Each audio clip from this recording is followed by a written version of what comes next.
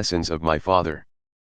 But to me the remembrance of the threat returned, nor can you wonder that, omnipotent as the fiend had yet been in his deeds of blood, I should almost regard him as invincible, and that when he had pronounced the words "I shall be with you on your wedding night," I should regard the threatened fate as unavoidable.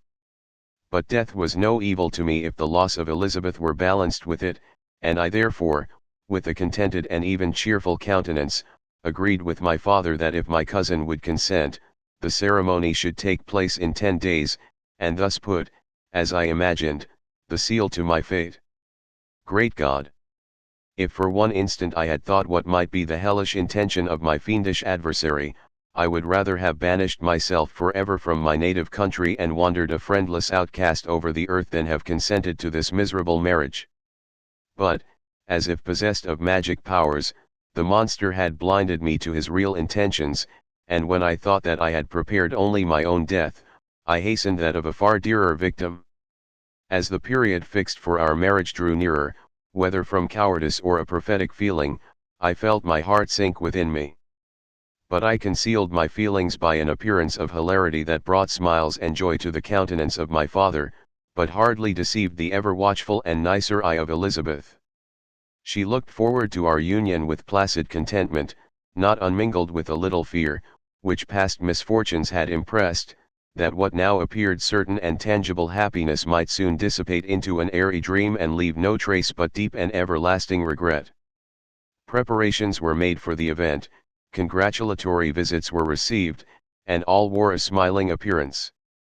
I shut up, as well as I could, in my own heart the anxiety that preyed there and entered with seeming earnestness into the plans of my father, although they might only serve as the decorations of my tragedy. Through my father's exertions a part of the inheritance of Elizabeth had been restored to her by the Austrian government. A small possession on the shores of Como belonged to her. It was agreed that, immediately after our union, we should proceed to Villa Lavenza and spend our first days of happiness beside the beautiful lake near which it stood. In the meantime I took every precaution to defend my person in case the fiend should openly attack me. I carried pistols and a dagger constantly about me and was ever on the watch to prevent artifice, and by these means gained a greater degree of tranquillity.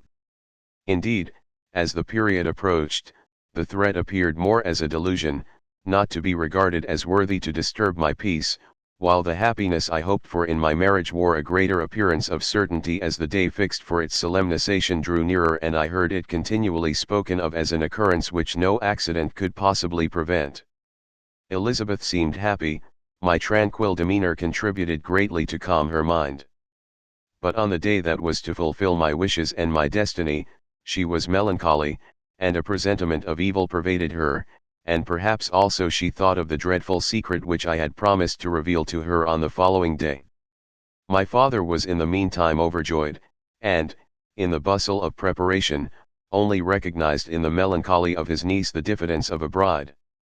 After the ceremony was performed a large party assembled at my father's, but it was agreed that Elizabeth and I should commence our journey by water, sleeping that night at Evian and continuing our voyage on the following day. The day was fair, the wind favorable, all smiled on our nuptial embarkation. Those were the last moments of my life during which I enjoyed the feeling of happiness. We passed rapidly along, the sun was hot, but we were sheltered from its rays by a kind of canopy while we enjoyed the beauty of the scene, sometimes on one side of the lake, where we saw Mont Saleve, the pleasant banks of Montalegre, and at a distance, surmounting all, the beautiful Mont Blanc, and the assemblage of snowy mountains that in vain endeavor to emulate her. Sometimes coasting the opposite banks, we saw the mighty Jura opposing its dark side to the ambition that would quit its native country, and an almost insurmountable barrier to the invader who should wish to enslave it. I took the hand of Elizabeth. "You are sorrowful, my love. Ah! If you knew what I have suffered and what I may yet endure, you would endeavor to let me taste the quiet and freedom from despair that this one day at least permits me to enjoy." "Be happy, my dear Victor," replied Elizabeth, "there is, I hope, nothing to distress you, and be assured that if a lively joy is not painted in my face, my heart is contented." Something whispers to me not to depend too much on the prospect that is opened before us, but I will not listen to such a sinister voice. Observe how fast we move along and how the clouds, which sometimes obscure and sometimes rise above the dome of Mont Blanc, render the scene of beauty still more interesting.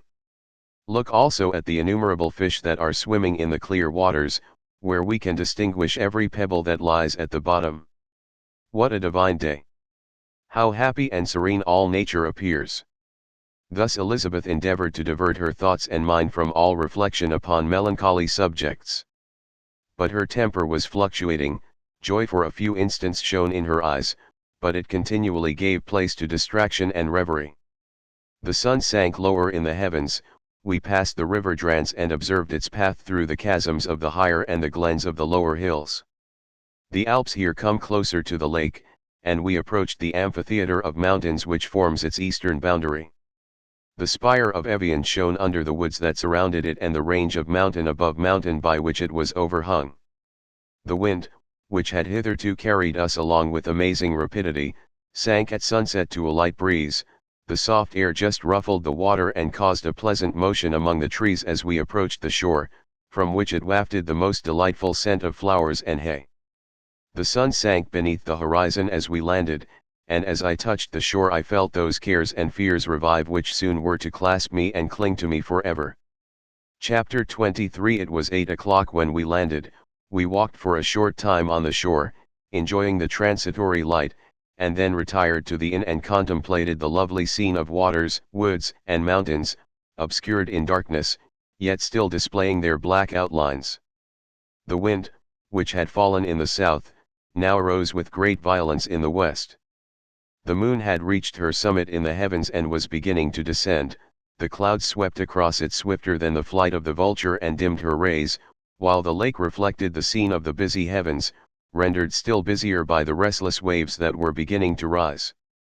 Suddenly a heavy storm of rain descended. I had been calm during the day, but so soon as night obscured the shapes of objects, 1,000 fears arose in my mind. I was anxious and watchful, while my right hand grasped a pistol which was hidden in my bosom.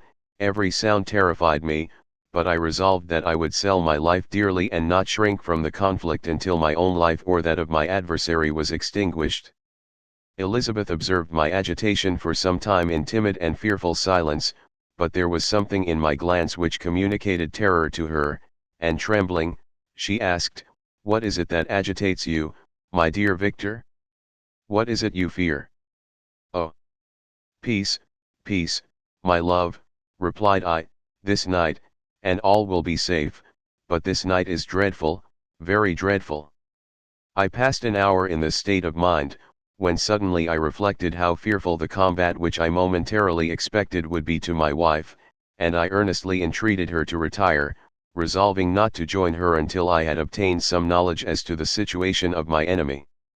She left me, and I continued some time walking up and down the passages of the house and inspecting every corner that might afford a retreat to my adversary. But I discovered no trace of him and was beginning to conjecture that some fortunate chance had intervened to prevent the execution of his menaces when suddenly I heard a shrill and dreadful scream. It came from the room into which Elizabeth had retired. As I heard it, the whole truth rushed into my mind, my arms dropped, the motion of every muscle and fiber was suspended, I could feel the blood trickling in my veins and tingling in the extremities of my limbs. This state lasted but for an instant, the scream was repeated, and I rushed into the room. Great God! Why did I not then expire? Why am I here to relate the destruction of the best hope and the purest creature on earth? She was there, lifeless and inanimate, thrown across the bed, her head hanging down and her pale and distorted features half covered by her hair. Everywhere I turn I see the same figure, her bloodless arms and relaxed form flung by the murderer on its bridal bier. Could I behold this and live? Alas! Life is obstinate and clings closest where it is most hated. For a moment only did I lose recollection, I fell senseless on the ground. When I recovered I found myself surrounded by the people of the inn. Their countenances expressed a breathless terror, but the horror of others appeared only as a mockery, a shadow of the feelings that oppressed me. I escaped from them to the room where lay the body of Elizabeth, my love, my wife, so lately living, so dear, so worthy. She had been moved from the posture in which I had first beheld her, and now, as she lay, her head upon her arm and a handkerchief thrown across her face and neck, I might have supposed her asleep. I rushed towards her and embraced her with ardor, but the deadly languor and coldness of the limbs told me that what I now held in my arms had ceased to be the Elizabeth whom I had loved and cherished. The murderous mark of the fiend's grasp was on her neck, and the breath had ceased to issue from her lips. While I still hung over her in the agony of despair, I happened to look up. The windows of the room had before been darkened, and I felt a kind of panic on seeing the pale yellow light of the moon illuminate the chamber.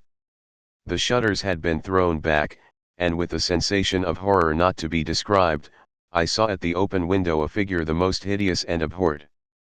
A grin was on the face of the monster, he seemed to jeer, as with his fiendish finger he pointed towards the corpse of my wife. I rushed towards the window, and drawing a pistol from my bosom, fired, but he eluded me, leaped from his station, and running with the swiftness of lightning, plunged into the lake. The report of the pistol brought a crowd into the room. I pointed to the spot where he had disappeared, and we followed the track with boats. Nets were cast, but in vain. After passing several hours, we returned hopeless, most of my companions believing it to have been a form conjured up by my fancy. After having landed, they proceeded to search the country, parties going in different directions among the woods and vines. I attempted to accompany them and proceeded a short distance from the house, but my head whirled round, my steps were like those of a drunken man, I fell at last in a state of utter exhaustion, a film covered my eyes, and my skin was parched with the heat of fever. In this state I was carried back and placed on a bed, hardly conscious of what had happened. My eyes wandered round the room as if to seek something that I had lost. After an interval I arose, and as if by instinct, crawled into the room where the corpse of my beloved lay. There were women weeping around, I hung over it and joined my sad tears to theirs. All this time no distinct idea presented itself to my mind, but my thoughts rambled to various subjects, reflecting confusedly on my misfortunes and their cause. I was bewildered, in a cloud of wonder and horror. The death of William, the execution of Justine, the murder of Clerval, and lastly of my wife, even at that moment I knew not that my only remaining friends were safe from the molly goodnighty of the fiend. My father even now might be writhing under his grasp, and Ernest might be dead at his feet. This idea made me shudder and recalled me to action. I started up and resolved to return to Geneva with all possible speed. There were no horses to be procured, and I must return by the lake, but the wind was unfavourable, and the rain fell in torrents. However, it was hardly morning, and I might reasonably hope to arrive by night. I hired men to row and took an oar myself, for I had always experienced relief from mental torment in bodily exercise. But the overflowing misery I now felt, and the excess of agitation that I endured rendered me incapable of any exertion. I threw down the oar, and leaning my head upon my hands, gave way to every gloomy idea that arose. If I looked up, I saw scenes which were familiar to me in my happier time and which I had contemplated but the day before in the company of her who was now but a shadow and a recollection. Tears streamed from my eyes. The rain had ceased for a moment, and I saw the fish play in the waters as they had done a few hours before. They had then been observed by Elizabeth. Nothing is so painful to the human mind as a great and sudden change. The sun might shine or the clouds might lower, but nothing could appear to me as it had done the day before. A fiend had snatched from me every hope of future happiness. No creature had ever been so miserable as I was, so frightful an event is single in the history of man. But why should I dwell upon the incidents that followed this last overwhelming event? Mine has been a tale of horrors. I have reached their _acme_, and what I must now relate can but be tedious to you. Know that, one by one, my friends were snatched away, I was left desolate. My own strength is exhausted, and I must tell, in a few words, what remains of my hideous narration. I arrived at Geneva. My father and Ernest yet